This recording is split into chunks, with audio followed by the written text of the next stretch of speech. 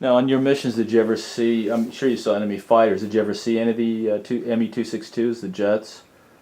Yeah. You did. Oh, Okay. yeah. Mhm. We were very fortunate, though, coming along later. Mm-hmm.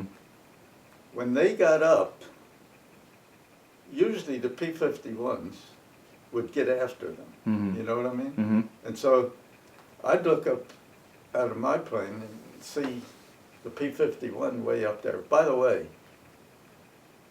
no airplane could point their nose at you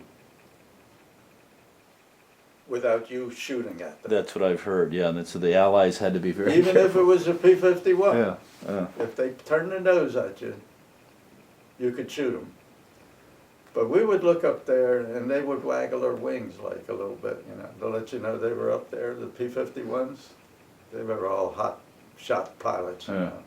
They were only kids, Yeah. 19, 20, 21 years Yeah. old. But they were hot pilots. Yeah. And they loved flying that airplane. Oh, man, they loved flying that airplane. It was a good airplane. Yeah. Yeah. But if they were around, you didn't have to worry about those 262s. Yeah. They might try to come in there, but that was a sure opportunity for the 51s to take Yeah. them out. Yeah, we've interviewed a couple of 51 pilots, and they said, in fact, one of them said he'd actually downed a 262. He said the best ways to get them were either when they were taking off or landing. He says that's when they were very vulnerable. Right. And that they were not maneuverable. They could go straight lines very quickly, and of course had greater speed than anything we had. Oh, yeah. But they couldn't maneuver. No. So And you they- could anticipate where they were going, you could get them too. But they would knock most of them down on the ground. Yeah, exactly. Before we Before had they to got take up, off or because- landing. Yeah. They only could go up for, I'm going to guess a little bit, 3/4 of an hour? Yeah, tops. Yeah, I've They heard couldn't- less than They that. couldn't go up very Yeah, they didn't have the fuel. Yeah. They couldn't go Yeah. up. Yeah. So on the days you didn't fly missions, you slept in, but the food wasn't as good, right? Food wasn't too good, no. But I don't think it was a big thing, you know. Yeah. So what would you do? Do laundry, read? What would you do? Write letters, you know, Uh-huh. do that. Yeah. Of course, you couldn't do that all the time. I read a lot. Read a lot. You're going to have to excuse me. I'm Oh, sure. Let me turn. old this- enough to have to use Let me the bathroom. turn. 8th Air Force veterans were the early ones. I mean, They had the tough missions. they paved the way for us. Yeah. You know, the 8th Air Force wasn't formed until, what, 1942? Yeah. No, 42? We've actually interviewed one of the guys, who was on the very first mission. Was it?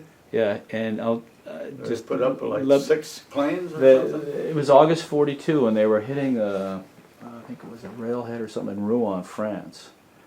And this guy was a navigator on board the Red Gremlin, which was Paul Tibbitz's B-17. Oh, And as you know, Tibbets, when he went to form the 509th Composite Bomb Group, could pick whoever he wanted. So he took a number of the crew that had flown with him in Europe on the Red Gremlin. And he took his navigator, who was Dutch Van Kirk, who's still alive, and he took Tom Farabee, who was his bombardier, and he took one of his gunners. He may have taken two. Those two officers for sure I know he took, and I think he took one of his tail gunner, I think. And they went on with him on the Enola Gay. is that right? Yeah. Yeah. We interviewed two of the men who were on the Enola Gay. Van Kirk, who is still alive as far as I know, he lives in Georgia, and the other guy was Dick Jepson, who was actually not regular military. He was a physicist, electrical engineer who was made a lieutenant, and the only combat mission he flew was the Hiroshima mission. Yeah. And his Okay. job was actually to climb down into the bomb bay and arm the bomb. They couldn't arm it before takeoff, and it had 3 plugs in the nose, and he had to climb down and remove the 3 plugs and replace them with 3 other plugs to initiate the electrical process. Yeah, and then he had to count when it was bombs away. He had to count. It was 43 seconds from bombs away to detonation. And I remember this interview was incredible, and he was going, and he said I was counting, but I was counting too fast. I didn't have a watch, and I was counting too fast. 43 seconds came and went, and the bomb didn't go off, and oh my God, I'm responsible. It didn't go off, and he miscounted. Of course, he was counting too fast. And so I joked with him. I said, "Well, that must have been the longest 43 seconds of your life." He said, "You bet." I bet it was. I know it would be for me. So he was an interesting guy. I met Tibbets. Did you? I never did. I wish I had. By the time we started doing these interviews, he died, I think, in the 90s, the late 90s, and we only started these interviews in '04. So, but we were very lucky. We got to meet Jepsen and Van Kirk. Jepsen died almost exactly a year. Enola Gay is down in D.C. At the Air and Space Museum just outside in Dulles. Yeah. Yeah, it's Hazy. What's the Enola Gay. Yeah, but it's not in. No. It's that it's not in the Smithsonian. No. There's a special air museum. Way out there. Yeah, there's a special air museum out by Dulles, and there was this very wealthy Hungarian American guy Right. And it's named after him. Yeah, and I can't remember. It's Hegezi or something like that. Yeah. Well, that's where I met Tibbets. Ah, okay. Must have been one of the. Okay. I was there sightseeing. Yeah. And he was coming in to give a talk or something. Well, yeah, I would love to have met him. And that's all I did. Yeah. I just met him. I have no relation with him otherwise. But Right. Yeah. he was there that Yeah, day. you got to meet him. Yeah, I was Yeah. lucky. I got to meet It was him. a lucky break. Yeah. Yeah. Yes, we've had a couple of things like that have happened to us. High-profile guys that are, no one. I didn't know about Jepsen before we actually met him. You know about the air show up in Reading every year, right? Reading, Pennsylvania. Yeah, you should know about this because it'd be something that you might be interested in attending and actually giving a talk at. The first weekend in June every year. The Mid-Atlantic Air Museum, I'll give you all this information, I'll give it to, which is in Reading, PA, has a big World War II weekend. And it's 3 days, goes over 3 days, Friday, Saturday, Sunday. I've never been there. I'll tell you about it and I'll give you the information. And they're always looking for people to come up and, they have a big hangar there, that's where we put the U.S. vets, and they have little booths and you can talk to people. And those guys that have written books, they'll sign autographs, and then periodically you go out and give a talk to the audience, to the crowds. And then outside the hangar they've reconstructed a French village for a mock battle there. I mean, it's a big deal. Then they'll have some of the non-U.S. Right here in Reading. Yeah, Pennsylvania. and they have then they have non-U.S. vets out there who have, they have German. That's where we met the Luftwaffe guy. We met an African Corps guy there. I mean, there's a lot And of. it's in June? Yeah, first weekend in June always. So what I'll do is I'll write all this stuff down for you. Do you have a computer? Do you use a computer? Yeah. Okay, if you go online, I'll write it down and you look it up. And it's always the first weekend in June, and it's definitely worth going to. This year, unfortunately, I'm not going to be in the country for it, but we went to, we go last year? We've been to 3 of them. '08, anyway, '08 is where I met Jepsen, because he was giving a talk, and I was just going, oh my God. So then afterwards, we contacted him and said, can we come out and interview you and all this kind of thing, and he said, sure. Said yes. Yeah. But, so there's some very interesting people up there. And in fact, there's another guy who's up there all the time. He was 15th Air Force, but he was a sergeant. He wasn't one of the officers. I think he was a gunner or something. And he was shot down over Romania and was captured, and he was a Romanian POW. And he has an amazing story about, how they got out and everything, and what life was like in a Romanian POW camp and everything. Well, there's thousands of stories. Oh yeah, I know. And I mean, it's the kind of thing that you would really, I think, you enjoy. And then, as I said, they're always looking. It might be too late for you this year to actually be part of the program, but you'll know about it for the following year. And so I'll give you that information and get online and Yeah, there's thousands of stories. Oh yeah, and they have. I've never actually seen a B-24 up there, but they have lots of B-25s all over the place. They have a B-17 where you can get a ride in it. They had a B-20. There's only one B-24 flying. Oh really? Okay. Where is it? Do you know? Well, it's a foundation, Collins Foundation. Oh right.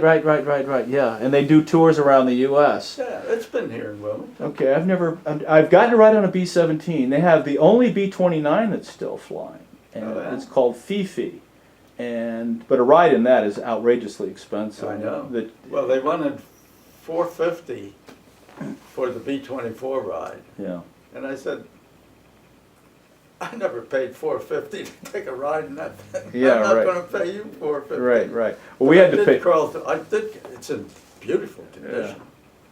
Oh, the plane is absolutely prime. Well, there's one at the Pima Air Museum in Tucson, B-24. Well, not flying. No, it's not flying. It's not flying. And the weird thing about it is apparently after the war, somehow it ended up in the Indian Air Force, and they used it for years. Yeah, I don't know how that happened. And then they returned it to us, and it ended up in the museum out there. No, it doesn't fly. It's just on the ground. But so I got to go inside and everything. But Another little interesting thing about B-24 is that my brother, the Navy pilot, yeah, he flew the PBY, which is the Wow. B-24. right, huh? Yeah, he was a commercial pilot after the war, and he flew for General Motors. Uh-huh. They had their own little airline, you Right. know, at one time. He was their chief pilot at one time, yeah. Huh? And he's flown everything they had, of course, including the modern jets and all Right. that. Yeah. But it's interesting that we both had the same experience on the planes that we flew in military planes. Yeah. So then, your last well, it wasn't really a mission. Your last flight was really bringing your 20. Did that count as 28, or was that separate? The one where you brought the plane home, that was separate. Oh no, that was not a mission. That was just I a had freebie. 28 combat Okay, missions. okay. Mm-hmm. No, that was just another flight. Okay. I want to show you something here. What was it I wanted to show you?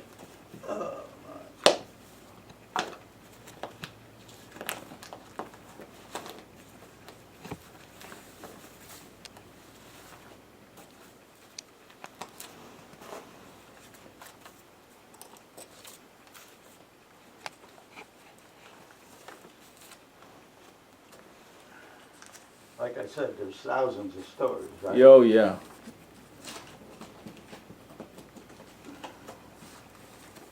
We're trying to do our best to record what we can. I have something here that documents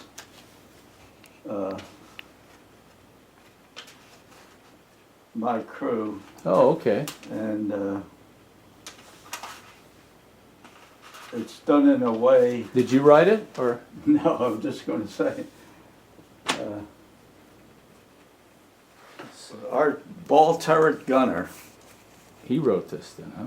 was a reporter for the Milwaukee Journal, Oh, okay. Okay. and he had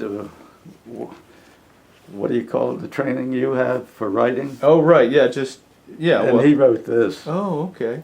Can I make a And- copy of this then? Yeah, Okay. and that documents or chronologizes how our crew So operated. that's the together. ball turret gunner's That's name. him, yeah. Okay. Joe Gingery. He just died. Oh. Just died. Oh. He was flying home up to his regular home. He was living in Florida, Uh-huh. and he was at the O'Hare Airport, Huh. and he had a heart attack and died. Wow. Oh. Just a few months back, not a year. But I wanted to show you this other thing first.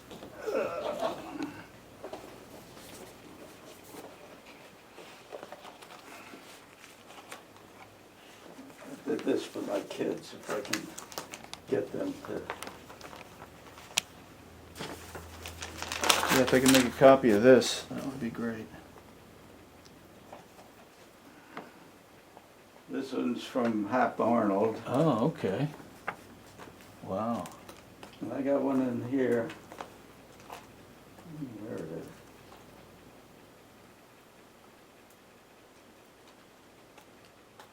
Got a commendation from citation. Huh.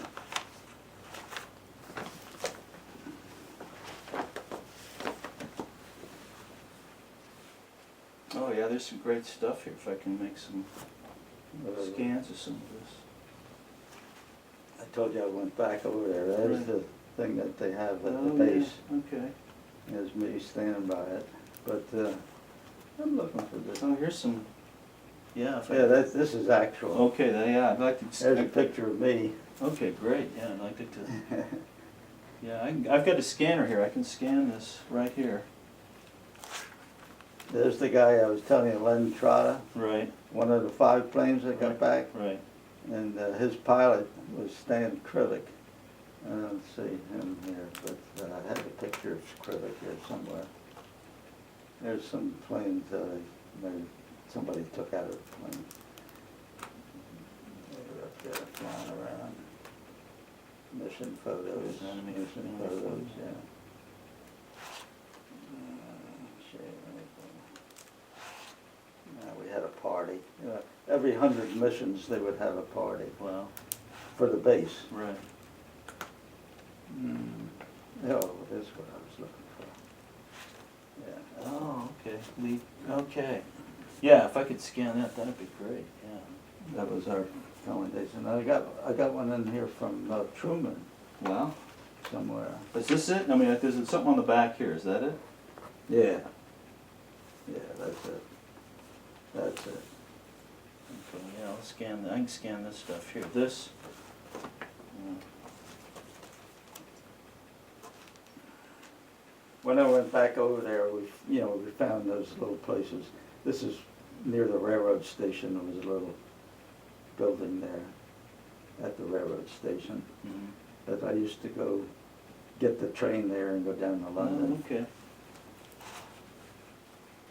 This is up in Norwich, which is where that 8th Air Force memorial is. Yeah, see, there's Norwich, Okay. England. Tells you all about it. Yeah. You're welcome to Yeah, I brought- anything I have. I brought the scanner, so that would be great. That's about it, I guess. Anyhow, Okay.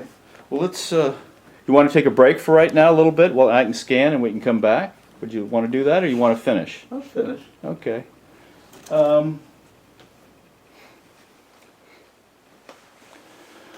Okay, so basically you said you didn't have enough points, so you were going in for navigational training on the B-29 down in Texas. Elgin Field. Yeah, and then, of course, the war ended. What happened right after that then?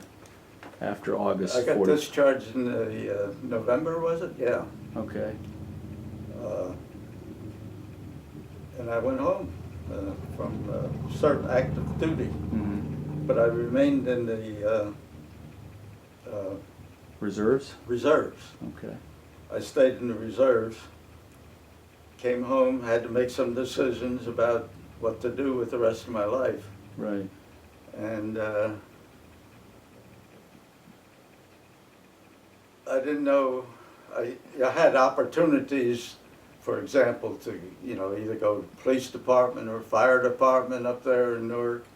They would automatically hire you in and that type of thing. Did you want to take advantage, did you take advantage of the GI Bill at all? That's what I'm coming to. Okay, So okay. that was one of my options. Mhm. Do I get my college education? I didn't have a college education. Right, yeah. So that was, my decision was to take advantage of the GI Bill. And I did that, and I had some makeup to do to get into the engineering courses, because by this time I wanted to be an engineer. Mhm.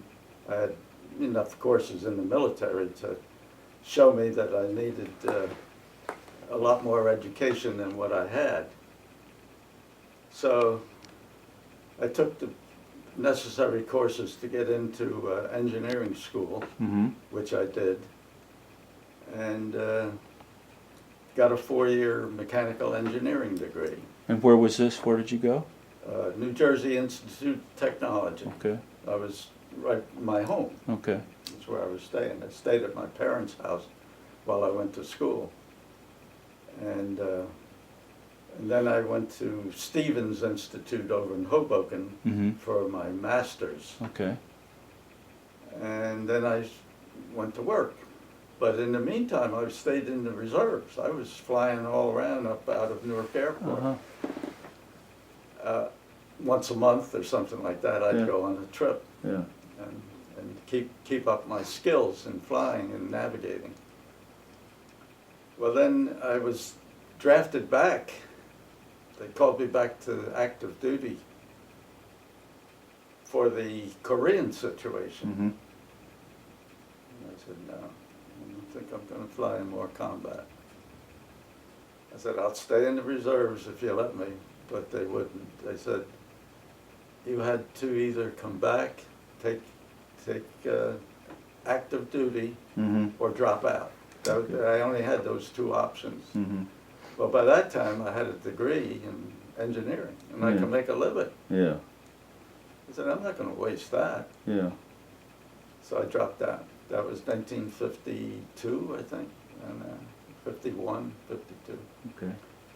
And I became an engineer for Hercules. Huh. I didn't start with them. I had a job, a little different job at first, but then within a year I started working for Hercules, and then came here to the research center Uh-huh. to work. And I had 36 years with Hercules. Wow. So when did you retire?